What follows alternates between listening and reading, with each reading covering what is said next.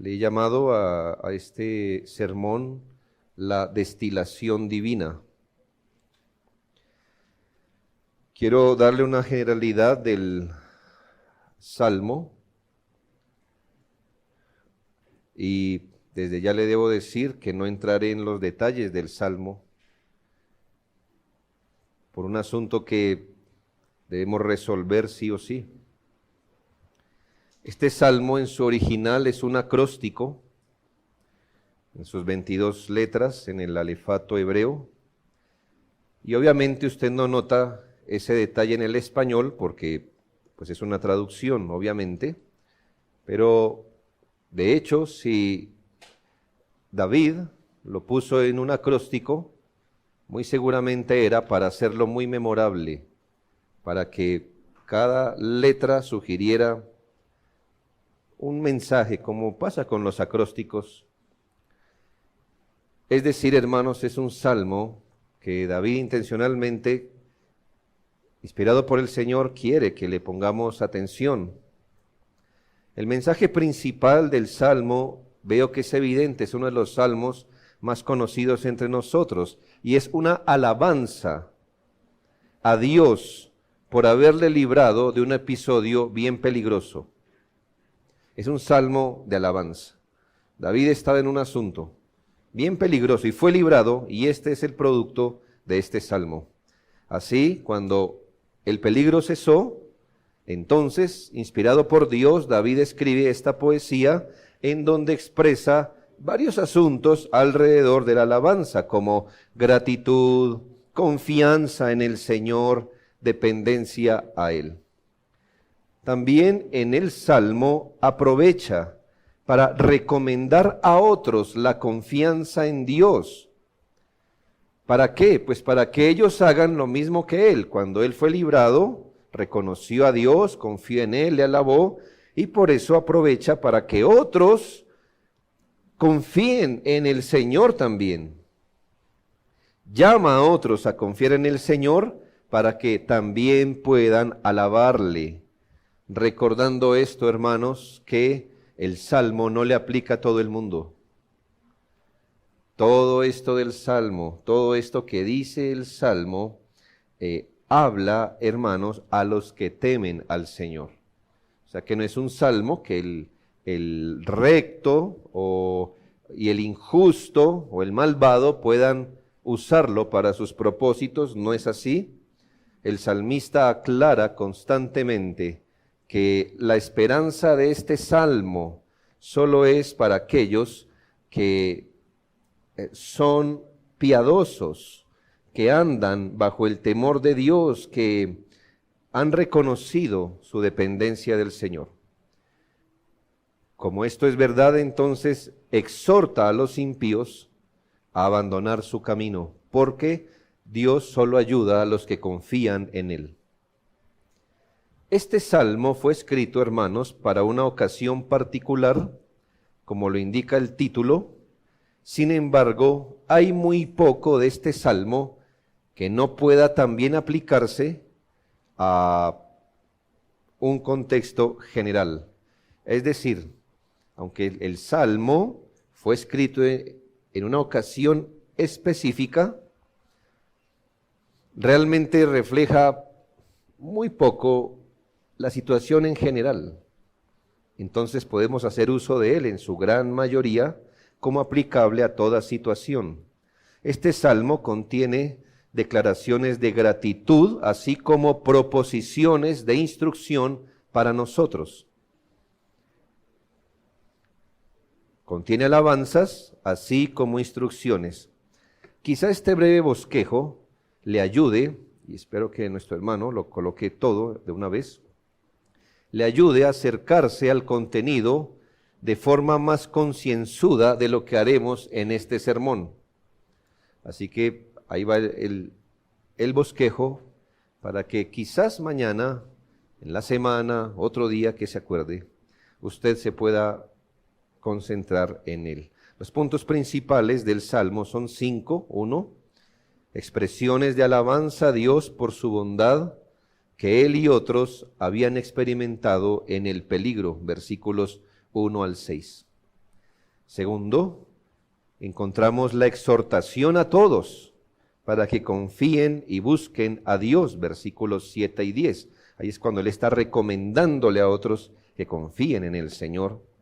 Tercero, hay una advertencia en contra del pecado que nos lleve a ser cuidadosos en nuestros deberes para con Dios y los demás. Una advertencia. Cuarto, hay un contraste entre los justos y el favor de Dios con respecto a los malvados y el desagrado de Dios sobre ellos, versículos 15 al 21, y el Salmo termina, el versículo 22, con una declaración que recoge el tema principal del Salmo, y termina así: Jehová redime el alma de sus siervos, y no serán condenados cuantos en él confían. Es como un resumen de todo, es decir, todo esto lo escribí para lo siguiente, para que sepan que el Señor redime el alma de sus siervos, de los justos, que Él ayuda, que Él libera a los justos y que no serán condenados cuantos en Él confían. Este es pues, hermanos, la síntesis, el mensaje general del Salmo. Solo quiero ubicarlo. Así que es doble mensaje, lo típico de todos los salmos: alabanza, adoración, exaltación a Dios. Es la exaltación de aquel que confía en Dios por haberlo librado y está muy agradecido, pero luego que él adora a Dios se voltea a los demás y ahora les exhorta a confiar en el Señor, pero como íntegros, porque el Señor no ayuda a los que se apartan de Él. Por eso, quizás, cuando usted quizás consulte en un comentario, Spurgeon le llamó a este salmo un himno y un sermón. Es adoración y es instrucción. Y, hermanos, al cantar este salmo, debemos, y gracias a Dios por este salmo, hacemos las dos cosas para lo que está instituida la adoración. Uno, le damos gloria a Dios, y segundo, nos enseñamos unos a otros, o nos exhortamos unos a otros, como la palabra de Dios lo dice. Bien, pero todo iba tan bien, ¿verdad? Lo que ocurre, hermanos, es que creí no ser capaz de seguir más adelante del texto por un desafío que nos pone este texto. Y este asunto pone un conflicto, porque si usted leyera el Salmo sin entender lo que lo dio a luz, pues le sacaríamos provecho, gloria a Dios. Pero aquí hay un asunto. Este pasaje de la Escritura, puesto intencionalmente por el Espíritu de Dios allí, nos plantea un gran reto para sacarle provecho, y es el asunto del contexto que motivó su escritura. Y usted ya va a notar cuál es el desafío que nos pone este salmo. Para eso, abramos la Biblia en 1 Samuel 21.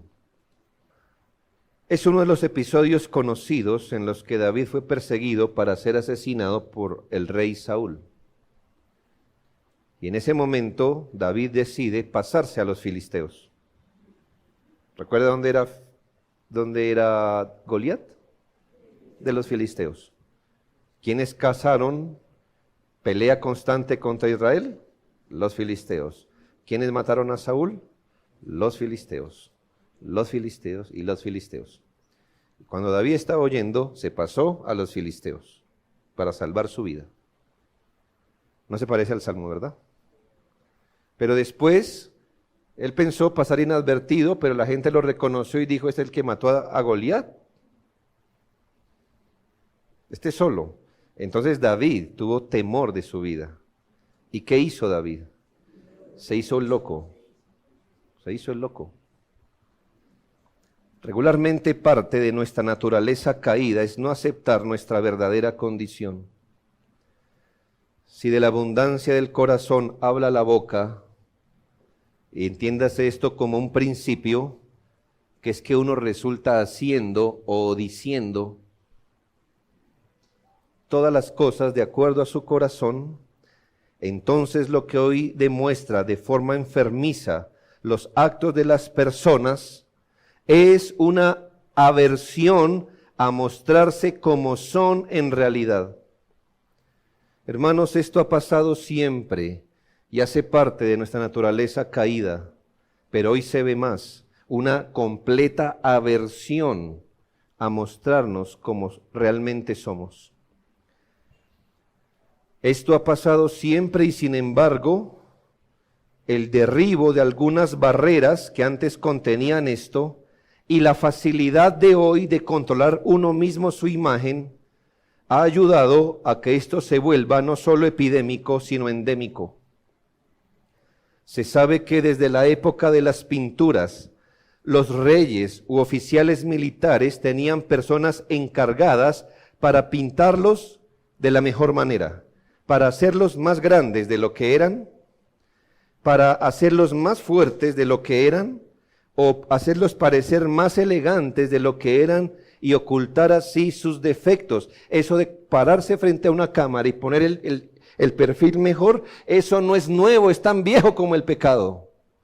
Porque si algo es tan terrible para nosotros es mostrarnos tal como somos, porque no nos gusta lo que somos.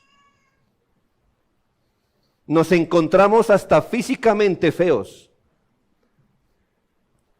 Las esculturas, las que hicieron aquellos hombres antiguos con cincel, mostraban que, hermanos, al hombre decrépito, al tipo de mujer normal, a la que tiene hijos, a la que tiene el cuerpo como si hubiera tenido hijos. No, hermanos.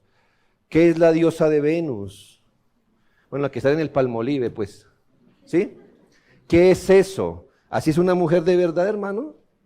No, hermanos. Una mujer desarrollada no es así. Pero ¿cuál era el punto?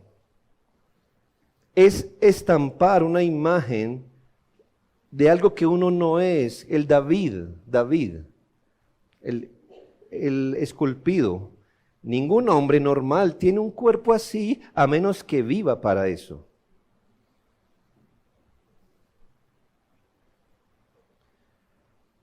Eran hombres y mujeres perfectos, simétricos, hermosos. ¿Sabe por qué hacen eso? Porque la realidad no es tan interesante. Retocar las fotografías es tan viejo como las fotografías mismas, pero hasta hace un tiempo la diferencia es que eso no estaba democratizado. En el mundo de los teléfonos, cada uno ahora controla su imagen, su pose y lo que desea proyectar. ¿Qué han hecho los filtros? No se inventaron nada, hermanos. Es simplemente democratizar que usted maneja su imagen y que usted se muestre como usted quiere, no como usted es. La profunda aversión que tenemos. ¿Por qué, hermanos? ¿Por qué? Porque la realidad no es tan bonita. La realidad no es tan interesante y queremos proyectar lo que no somos y por eso huimos por todos los medios, huimos despavoridos a mostrarnos como somos realmente. La Biblia, hermanos, es el libro de Dios para pecadores. Su autor nos conoce y tenía el propósito de tomarnos de la parte más baja de nuestra existencia y en Cristo revestirnos de un nuevo hombre, el cual, conforme a la imagen del que lo creó, se va renovando hasta el conocimiento pleno. Por lo que en la Biblia, Él no pinta a sus personajes con el pincel de la ideología, sino con el pincel de la realidad, con arrugas y todo, con aciertos y desaciertos, con sus virtudes y defectos.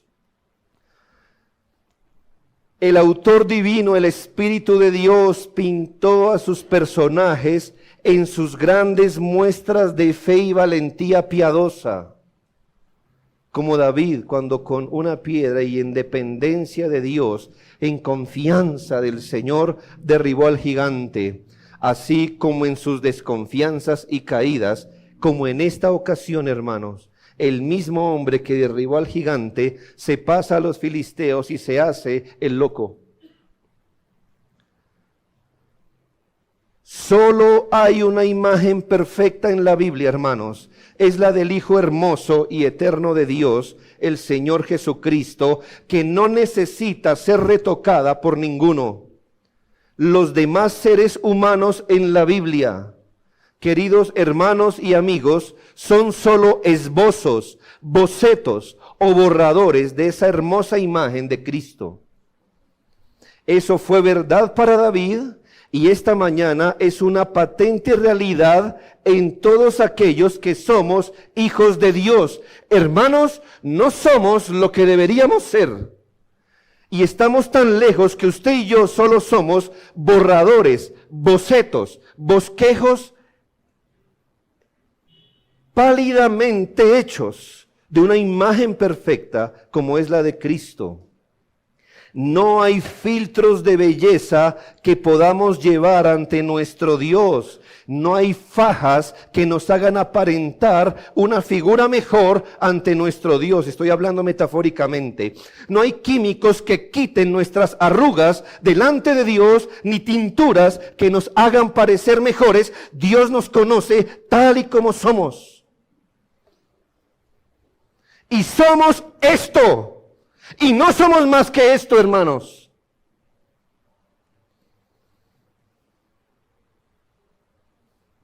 Porque Él se acuerda de nuestra condición, de que somos ¿qué? ¿Oro?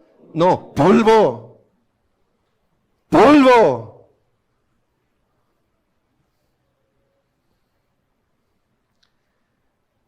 Porque no hay cosa creada que no sea manifiesta en su presencia. Antes bien, todas las cosas están desnudas y abiertas a los ojos de aquel a quien tenemos que dar cuenta. Todo está desnudo ante el Señor.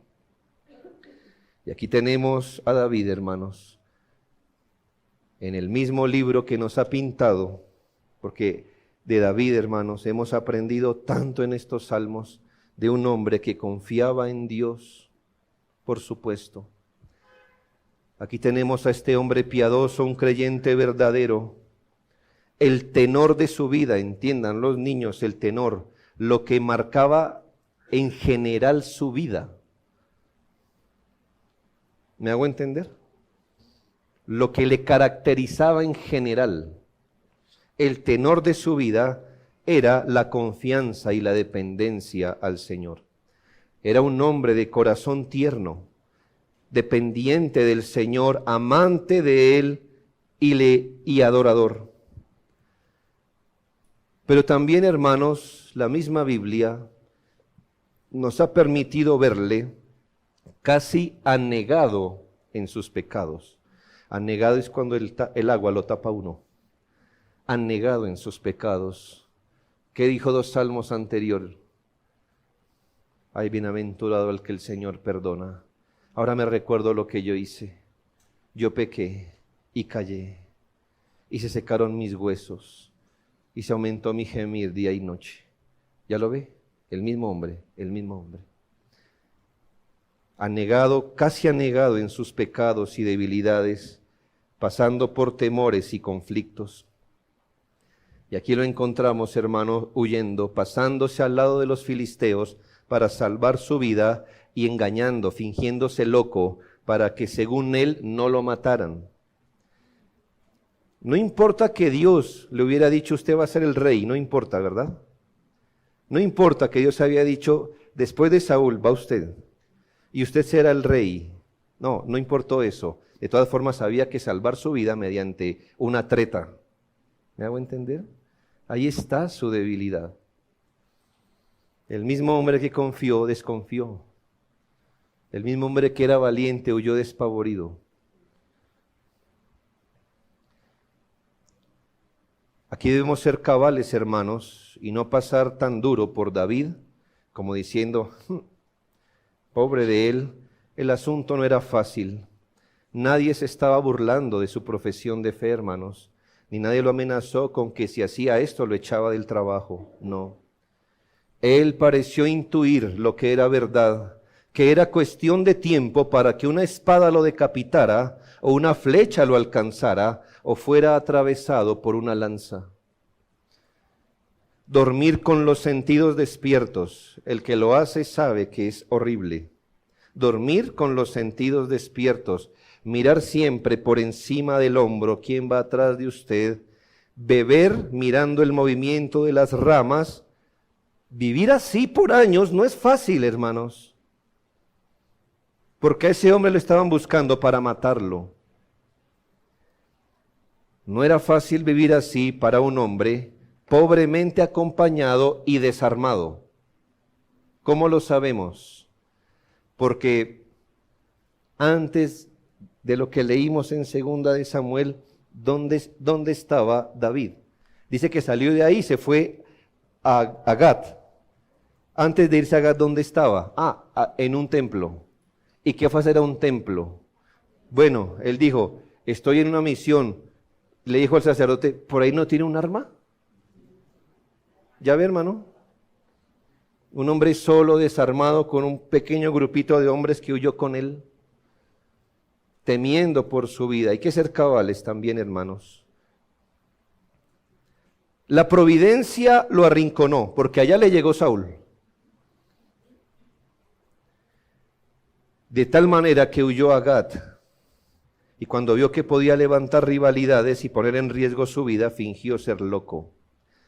El rey supo el comportamiento de David y por alguna razón que es difícil de entender, ni siquiera los comentaristas se ponen de acuerdo, Aquis protege su vida. Usted dirá, bueno, en el Salmo dice Abimelech y en Samuel dice Aquis. Lo que pasa es que Abimelech es un título, como faraón, como César, el César, es un título. Pues Abimelech, o la persona que estaba allí reinando, pero era el rey Aquis. Por algún motivo raro, hermanos, de esos que solo pasan en las providencias de Dios, Aquis le protege la vida. Era obvio que no creía que David estuviera loco, pero él supo interpretar lo que David estaba haciendo. Él supo entender que David tenía miedo y que se estaba haciendo el loco. Y su mejor manera de proteger la vida fue desestimando las habladurías sobre él. Y dijo Aquis a sus siervos, he aquí veis que este hombre es demente. ¿Por qué lo habéis traído a mí? ¿Acaso me faltan locos para que hayáis traído a este que hiciese de loco delante de mí? ¿Había de entrar este en mi casa? Más o menos podemos resumir así. Ustedes mismos están viendo que de miedo está fingiendo demencia. ¿Ustedes piensan que un hombre que ahorita se está haciendo el loco de puro miedo es un peligro para mí o para ustedes? Tranquilos. Si ustedes lo que están pensando es que yo lo voy a acercar a mí, tranquilos, ni siquiera entrará a mi casa. Y así les comunicó que no debían rivalizar con David, pero el rey sabía que David no estaba loco. Eso queda claro en las palabras donde dijo, para que hayáis traído a este que hiciese de loco. Lo protegió. No sabemos por qué lo hizo. Algunos autores piensan que de pronto Aquis y Goliat un día se pelearon y tenían rivalidad. Entonces, como David mató a Goliat, dijo, ahora este es mi amigo. Y dijo, me cae bien David. Algunos piensan que Aquis sabía quién era David y dijo, si yo lo atraigo a mí, está huyendo de Saúl, si yo lo atraigo a mí, ¿no me llevo un mejor guerrero? Lo puede usar contra los intereses de su Señor, de Israel. Hermanos, el punto es que si Aquis hubiera querido matar a David, Ni siquiera lo deja hacerse el loco, hermanos. Este hombre no quería dañar a David, quizás no veía peligro en un hombre rodeado de hombres sin armas. Sea lo que fuese, Aquis ni había planeado matarle, ni lo haría. Y piense esto, cómo hizo quedar ese intento humano de David de salirse de esa situación. Otra vez se lo digo. Aquis no lo quería matar. Si lo hubiera querido matar, tan pronto entra a su territorio, lo mata y punto. ¿Cuál es el problema? Cuando David se da cuenta que el mismo rey lo defiende y lo perdona, y luego que él medita quizás en lo que él hizo, ¿qué debió embargar el corazón de David? Como, qué tonto fui. Eso fue más que hacer el ridículo, ¿no cree?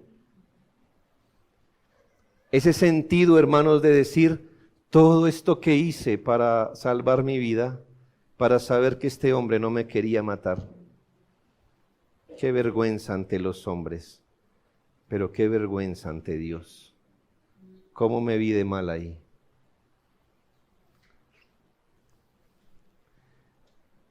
David pudo descansar al reconocer que el potencial peligro que él se imaginó había cesado. Por eso alaba al Señor. Pero cuando este hombre de Dios se aleja un poco de la situación, puede ver el cuadro completo que nos muestra su corazón. Y es esto, que en el Salmo jamás nombra su astucia como motivo de su seguridad, ni nombró su astucia como motivo por el cual fue librado. Y eso nos muestra el corazón de David, hermanos, que en ninguna parte del Salmo dice, por mi astucia fui librado, por mi estrategia conseguí. No, hermanos, que este hombre pensó en lo que hizo y calibró de nuevo su corazón, queda claro, porque ni siquiera se atreve a nombrar en el Salmo lo que fue capaz de hacer en su debilidad. Por ahí creo que hay una referencia en los versículos 13 y 14, como que el que quiera ver la vida, buenos días, apártase del mal y no engañe a nadie. ¿Ve? Como dando a entender algo, pero como que él no quiere hacer ver que fue librado por su propia astucia. No quería que el Salmo reflejara ese episodio tan lamentable de desconfiar de Dios, fingir demencia, de pretender ayudarle a Dios por vías dudosas. Pero hermanos, ¿a qué voy con todo esto? No por eso quedamos sin provecho y vamos a descalificar a David. Y es que en esto, hermanos, el Señor nos permite ver el corazón de David. Y es que aquí, hermanos, se nos muestra uno de los asuntos más preciosos de la gracia divina. Y si se va a llevar algo para la casa, es esto, hermanos. Le dije que la palabra de Dios, Dios mismo, nos toma desde el punto más bajo de nuestra existencia. La Biblia tiene un ideal y es Cristo, pero nos va a tomar desde el punto más bajo de nuestra existencia. Y cuando analizamos el contexto con respecto al texto, vemos uno de los asuntos más preciosos de la gracia divina. ¿Entiende el concepto de gracia? Yo creo que aquí ninguno lo entendemos. Lo estamos rasguñando apenas. Todavía tenemos un legalista del tamaño de Goliat. No entendemos la gracia. Pero permítame hablarle de eso por un momento. Mas el Dios de toda gracia, dice la Biblia. Y a esto le he colocado un nombre, hermanos. Le he llamado el proceso de destilación divina. Espero que los niños sepan qué es destilación, porque lo van a tener que responder en exámenes y ojalá alguno se dedique a eso. Bueno, a nivel químico y todas esas cosas, está muy bien. No le estoy hablando del proceso de destilación humana, es decir, no le voy a hablar de lo que hizo David en sí, porque lo que hizo David aquí fue de reprochar. Le estoy hablando de algo que hace Dios en su poder y gracia para con el pecador. Algo que nos deja ver cuán generoso, misericordioso y esa enorme gracia con la que el Señor mira a los que ha hecho justos, a los que han entrado en relación de pacto con Él a través de Jesucristo. ¿Cómo piensa que Dios lo ve a usted? ¿Con los filtros que usted se pone? No. Él lo mira desde la parte más baja de su existencia. Él sabe con quién está tratando. ¿Sabe qué es la destilación? Bueno, es un proceso para separar componentes líquidos. Eso ya es un asunto. No es como meter en una pecera piedritas blancas, piedritas negras, y yo le digo, sepárelas. Pues es fácil, ¿verdad? Entonces usted se va a demorar, pero va a tomar las piedritas blancas y las piedritas negras a un lado. No, aquí estamos hablando de un líquido que está compuesto, de dos sustancias. Usted lo ve revuelto ahí, dos sustancias están ahí. ¿Cómo las separa? ¿Cómo usted hace? ¿Una cucharadita? No, no puede. Bueno, ahí está el proceso de destilación. Entonces, por el proceso de destilación, ese líquido se hierve. Y la parte más fácil de hervir, el componente más fácil de hervir, el que va a hervir primero, entonces empieza a hervir, eso va por un tubito, el humo, ¿verdad? Y va a empezar a caer por gotas en otro lado. Al final le quedó aquí el líquido más puro y aquí el otro, lo separó al fin por medio de la destilación. ¡Ah, el mundo de Dios! ¿Ve que no es solo ver las estrellas y la luna, hermanos? ¡Ah, que Señor, es tremendo! ¿Ah? Destilación divina. Entonces tiene usted un líquido que cuando ya deja de ser vapor y otra vez se vuelve líquido o se condensa, es más puro y diferente al de la mezcla original. Bien, no es una clase de ciencias, pero escuche muy bien esto. Allí está usted y yo, allí estamos todos nosotros, incluye a David y todos los hombres de la Biblia, criaturas miserables, llamadas por gracia a Jesucristo. ¿Y eso qué significa, hermanos? Que aunque hemos sido llamados a Jesucristo, lo que quiere decir que tenemos una simiente o una semilla incorruptible en el corazón. También tenemos un pecado remanente que no desaparecerá a este lado de la eternidad. Nuestras vidas, esto es, nuestra mente, nuestros motivos, nuestras palabras, nuestros actos, todo parece una mezcla de gracia y nuestra condición natural. Y no solo parece, es exactamente lo que es. En nuestras mejores obras hay pecado y en nuestras peores caídas hay gracia. En Romanos 7, 14 y 15 dice, porque sabemos que la ley es espiritual, mas yo soy carnal, vendido al pecado, porque lo que hago no lo entiendo. No hago lo que quiero, sino lo que aborrezco, eso hago. Este hombre no estaba desquiciado, hermanos, sino que está diseccionando su corazón y dice, hay cosas que yo quiero hacer. Yo quiero ser un hombre de acuerdo al carácter de Cristo. Pero en mi propio corazón encuentro cosas tan feas que resulto haciendo lo que no quería hacer. Versículos 22 y 23, porque según el hombre interior, me deleito en la ley de Dios. Mire, ahí está la simiente incorruptible. Pero veo otra ley en mis miembros, es decir, ahí mismo, donde se deleita en la ley de Dios, encuentra otra cosa. ¿Qué encuentra? Rebelión contra la ley. Un momento. Pero me está diciendo que según el hombre interior se deleita en la ley. Y luego que usted mira el corazón y dice que encuentra una rebelión contra la ley que me lleva cautivo a la ley del pecado que está en mis miembros. Y ahí está la mezcla, hermanos, la terrible mezcla con la que el creyente vive en esta tierra. Por su inmensa bondad, por Cristo y con la ayuda del Espíritu Santo, de una manera que solo Él puede hacer. Cuando nosotros vivimos, Dios recibe el producto de la gracia y desecha el remanente de pecado de todo cuanto somos y hacemos. Destilación divina.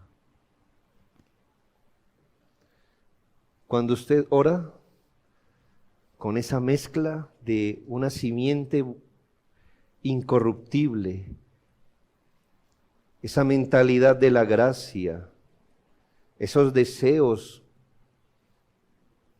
celestiales, espirituales, que están revueltos con una mente carnal distraída, con tanto pecado, hermanos, de alguna manera que solo Dios puede hacer. Él toma y recibe el producto de la gracia y desecha el remanente de pecado de todo cuanto somos y hacemos, consumiendo en la sangre de Cristo la escoria de la carne y dejando el oro de su obra en nosotros. ¿Ha visto eso? Es posible que aquí ninguno o la mayoría no haya visto el proceso del oro, pero cuando el oro es extraído, no parece tan bonito. Es como, se ve que algo brilla, pero no tanto, pero tiene piedras, tiene otros colores, y una piedra de toque, una piedra fuerte, la pone allí el orfebre y con un soplete le mete fuego. Y habrá de ver usted cómo, porque el oro se derrite primero, cómo el oro empieza a caer abajo en gotas. Y lo otro permanece allí, hasta que el oro queda todo derretido en la parte de abajo. Estaba ahí, no se veía. Pero hermanos, el Señor nos toma de como somos y consume en la sangre de Cristo la escoria de la carne y deja el oro de su obra en nosotros, haciendo que su espíritu perfeccione, corrija, retiña, enderece, alinee, calibre todo servicio que un hijo de Dios presenta a su Padre. ¿De qué color piensa que están reteñidas sus oraciones? De un esfero bien desgastado. ¿Y qué hace el Espíritu de Dios? Retiñe, corrige, perfecciona, endereza, calibra todo servicio que un hijo de Dios presenta a su Padre.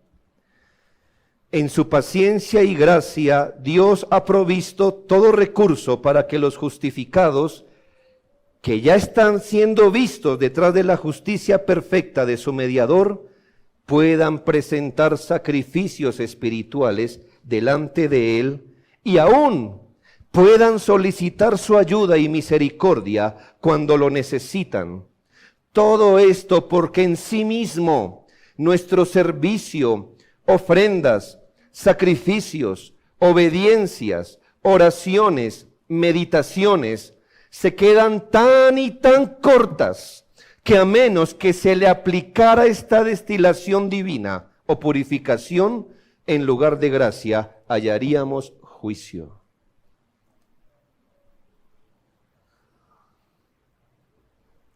La distancia es tan grande que hoy día, hace media hora, debimos caer usted y yo como Nadab y Abiú aquí, en este templo, como un recordatorio de carne quemada por el juicio de Dios.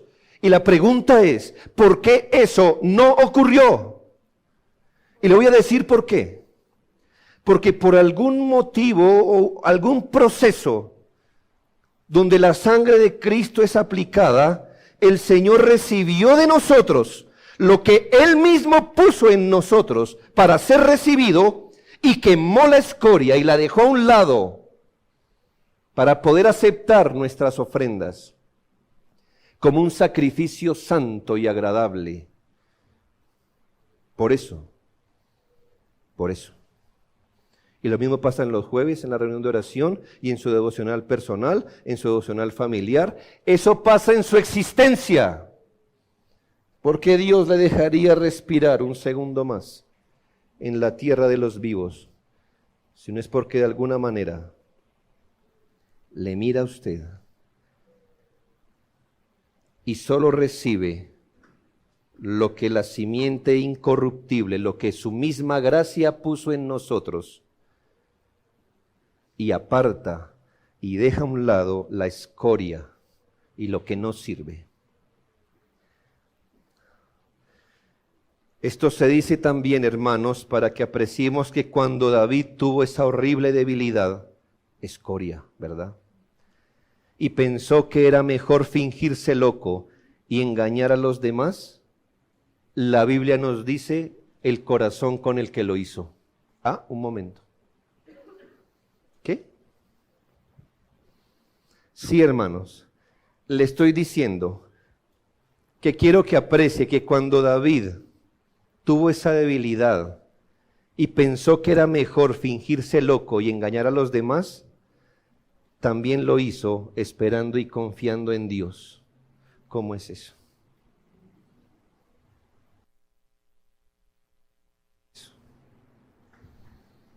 Sí, hermanos, cuando David se dirigió a hacerse el loco, estaba orando en su corazón que el Señor lo librara. ¿Cómo es eso? La Biblia dice, él mismo dice, busqué a Jehová y él me oyó. Este hombre buscó a Dios en oración interna.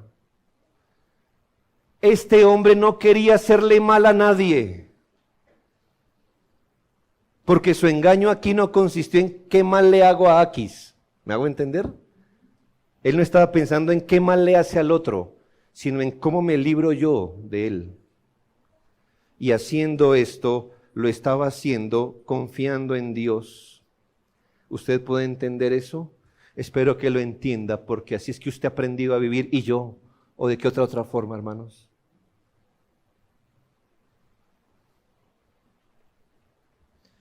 Es nuestra amarga experiencia. David dice, busqué a Jehová y él me oyó y me libró de todos mis temores. Versículo 6, este pobre clamó y le oyó Jehová y lo libró de todas sus angustias. Entonces, hermanos, ¿qué vemos hacer a David? Vemos que David, por temor, quiso engañar a Aquis y a su gente. Pero ¿cuál era su motivación interna? Era salvar su vida, no propinarle un mal a nadie. En su interior, David nos dice que realmente esperaba que Dios tuviera misericordia de él, porque sabía que solo Dios podía salvarlo.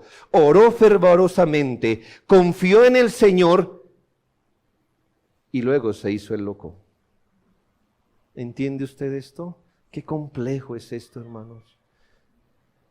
Al mismo tiempo, en su debilidad y afán, en su miedo a morir e inseguridad, echó mano a una estrategia humana, a fingir, a aparentar y así parece que su acto externo no reflejó su intención más profunda. Pero al final no se atribuye a sí mismo la gloria, ni le atribuye al método dudoso el ser librado, sino que afirmó en el versículo 7, el ángel de Jehová acampa alrededor de los que le temen y los defiende. ¿Cómo puede ser que un hombre haga eso? Hermanos, si usted no piensa en términos de destilación divina, se volverá loco, hermano, porque ¿cómo más usted tiene esa dos realidades en su mano? Y así, hermanos, dio gloria a Dios. Saber esto, hermanos, cuánta humildad nos debería producir delante de Dios por las locuras, los desvaríos, los pensamientos y las acciones que tomamos, mezclándolas con nuestras convicciones de fe. Hermanos, cuántas inconsistencias tenemos, con cuántos puntos ciegos convivimos, cuántas fisuras de carácter tenemos, cuántos baches en el alma tenemos, cuántas contradicciones hay en nosotros, cuántas incongruencias delante de Dios subyaciendo en medio de nuestras mejores intenciones y las procuras de una fe más firme y una vida más consagrada al Señor. ¿Eso le describe? Y usted piensa ahora, no sé por qué Dios sigue teniendo misericordia de mí, por qué recibiría mi oración, mi ofrenda, por qué me sigue soportando. Mis intenciones y procuras se quedan a veces en lo interno, mis oraciones se quedan cortas, mis actos son esa mezcla borrosa que me frustra. Hermanos, destilación divina por gracia en Cristo y por su Espíritu.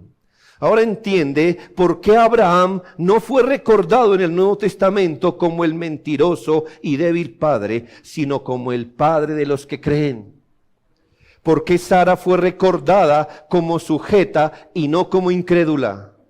Noé como pregonero de justicia y no como borracho. Lot es recordado como un alma sensible y no como avaro y carnal. La Biblia no oculta ni lo uno ni lo otro. No ocultó sus pecados, pero tampoco ocultó que estaban en la gracia de Cristo como creyentes. Y así el Señor nos mira. No en nuestros pecados, sino bajo su gracia.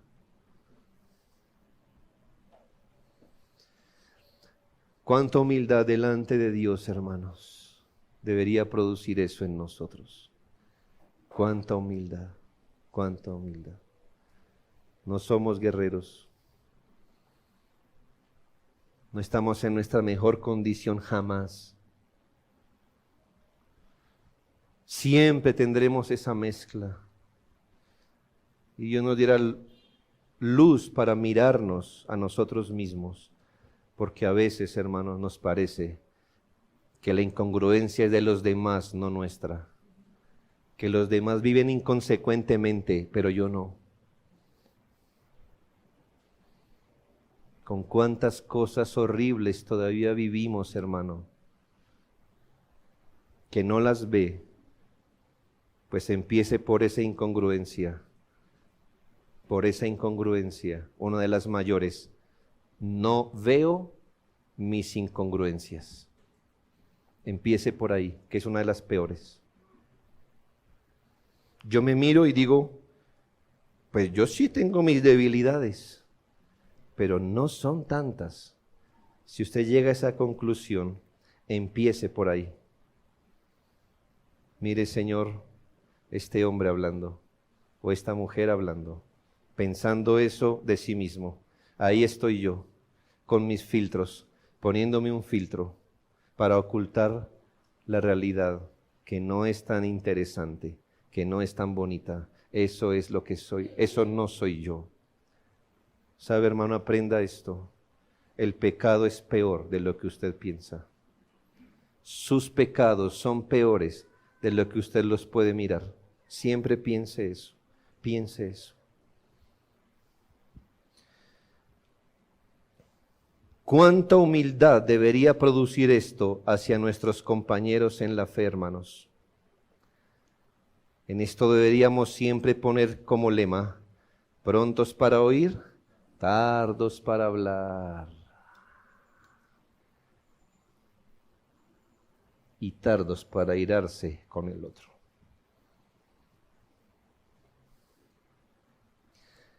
Con cuánta paciencia y misericordia pudiéramos ver a los demás hijos de Dios, ¿sabe? Porque en niveles más profundos, ellos son un espejo nuestro. Y quizá por eso nos ponemos bravos con ellos, ¿sabe? Porque cuando usted los mira bien, lo que usted ve es a usted. A usted. ¿A alguien le recuerda esa actitud?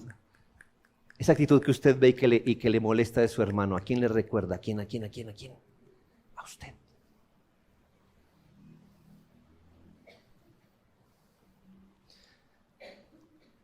A lo sumo, hermanos, ¿usted qué hubiera pensado de David viéndolo así? A lo sumo vemos las obras de nuestros hermanos. Es más, a lo sumo vemos sus pobres, incompletas, pálidas y a veces inconsecuentes obras, y esto solo en parte, pero usted nunca mirará su lucha, su dolor, su frustración, sus más profundas motivaciones. Esas sí están tan lejos de nuestra vista, porque Jehová no mira lo que mira el hombre, pues el hombre mira lo que está delante de sus ojos, pero Jehová mira el corazón. Quiero terminar con esto, hermano, porque lo primero, esta realidad que le enseño hoy no es un instructivo para enseñarnos a ser livianos e inconsecuentes, sino para animarnos en la fe. ¿Ya? Yo no creo que David escribió esto para decir, les voy a dejar un instructivo para que sepan cómo ser inconsecuentes, incongruentes, para que aprendan a creer una cosa y hacer otra. Sí, seamos livianos en la fe. No, hermanos. Esta es la realidad del pasaje.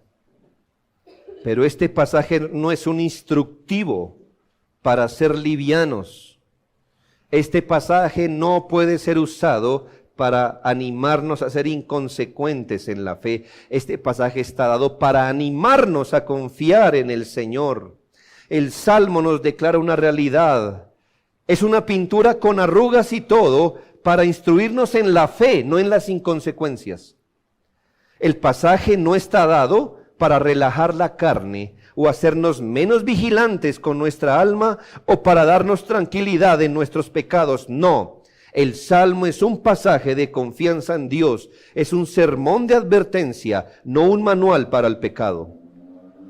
Por lo que, en lugar de excusar las inconsecuencias, deberíamos crecer en la fe para que podamos acercar más y más lo que creemos con lo que hacemos. Y recuerde que David no es el modelo, Cristo es el modelo. Entonces no diga, seré tan loco e inconsecuente como David, sino seré tan santo como Cristo. Este es un instructivo para confiar en el Señor, un llamado a no echar mano de las ayudas humanas, porque al final no las necesitamos. Dios es suficiente para protegernos. Cuando usted se dé cuenta que Dios ni siquiera había planeado hacerle el mal que usted pensó, ¿cómo queda usted? En ridículo.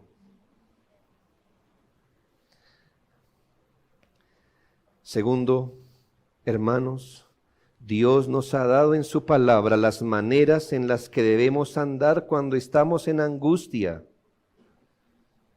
Por eso debemos apartarnos de todo mal. Hermano, no es necesario hacer lo que David hizo. ¿Por qué?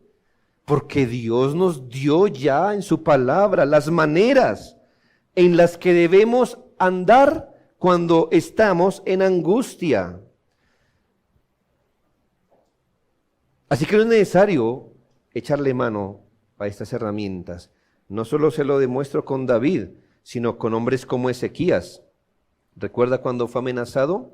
¿Qué hizo él? Isaías 37:14, y tomó Ezequías las cartas de la mano de los embajadores y las leyó, y subió a la casa de Jehová y las extendió delante de Jehová. ¿Qué hizo Ezequías? ¿Se pudo hacer locuras?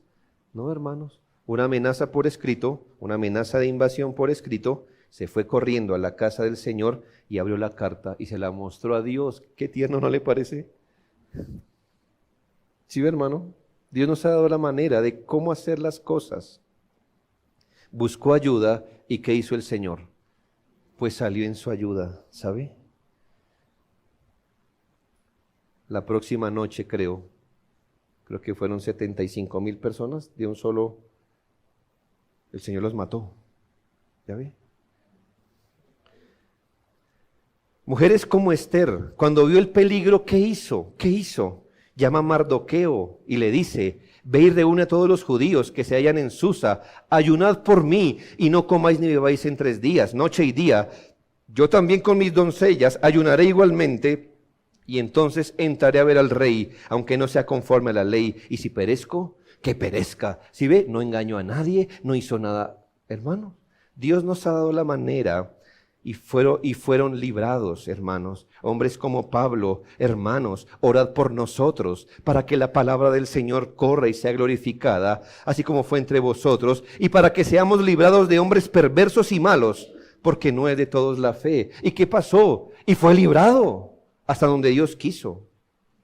Por eso David dice: ¿quién es el hombre que desea vida? Que desea muchos días para ver el bien. Guarda tu lengua del mal y tus labios de hablar engaño. Apártate del mal y haz el bien. Tercero, aún dando por cierto que nos esforzaremos en ser consecuentes y madurando en la fe, pero dando por cierto que nuestras mejores obras estarán mezcladas de pecado, que nunca fallemos en la intención, en la fe, ni en la búsqueda de Dios. Delo por hecho, hermanos. Aunque nos vamos a esforzar por ser consecuentes, seremos inconsecuentes. Y aunque nos esforcemos por madurar, saldremos con cualquier infantilado hoy o mañana. Sabiendo que todas nuestras obras están en esa mezcla, hermano, no falle en la intención ni en la búsqueda de Dios. Pablo no falló en eso. Él dijo: según el hombre interior, me deleito en la ley de Dios. Bueno, al menos en la intención, no falló. Cuarto, siempre glorifique a Dios y sitúese bien lejos de recomendar el pecado, las imprudencias y los testimonios de maldad y más. ¿Por qué se lo digo? Bueno, siempre glorifica a Dios, y aprenda de David eso. Cuando fue librado no dijo: yo recuerdo cuando me hice el loco y bueno, Dios me ayudó. ¿No sobraba lo primero? ¿No cree? ¿A qué venía eso? Si por algún motivo, hermano, usted hizo algo imprudente y a pesar de eso Dios lo bendijo, dele gloria a Dios y omita lo primero. Nunca recomiende el pecado a nadie. Usted no es el manual es la Biblia. No recomiende nunca el pecado. Es al Señor al que debemos bendecir. David nunca dijo: ya me acuerdo cuando me hice. No, hermanos, eso a nadie. Hay cosas que perturbarían ya un santo, y David lo era, hermanos.